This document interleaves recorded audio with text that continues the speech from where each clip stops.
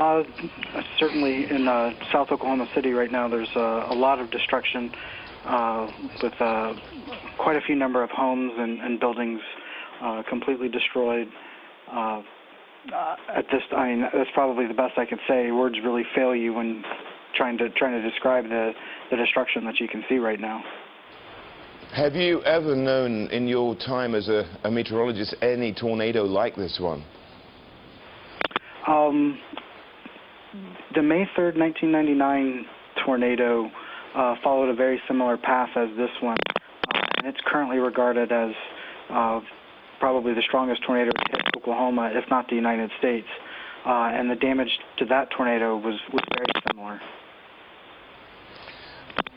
Well, what actually happens, for people who wouldn't know, when a tornado actually comes into existence? And, you know, what causes it? And, you know, will we have more of them here in this part of the world?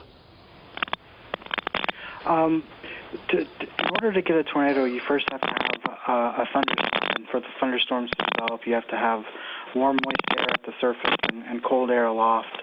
This particular tornado developed in a kind of thunderstorm known as a supercell thunderstorm.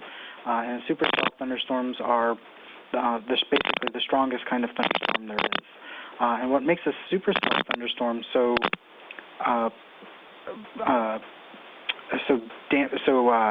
deadly, so to speak, and have the potential for tornadoes, is that the supercell thunderstorm is rotating. And so what happens is the rotation gets concentrated in the updraft through very complex processes. And if other conditions at the surface are right, this rotation can basically get pulled down to the ground, and you end up with a tornado. In this case, this was a very large and violent tornado. We had some just the other day.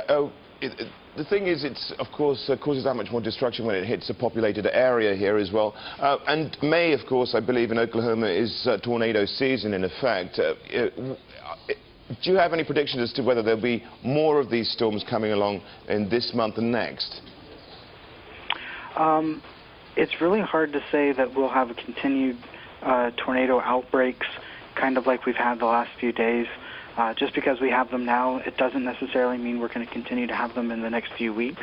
However, we are in the climatological peak tornado season here in the central part of the United States.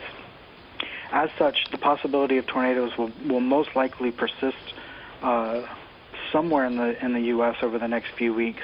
However, it's too early to say whether or not we'll get an outbreak of this magnitude or have tornadoes of this intensity.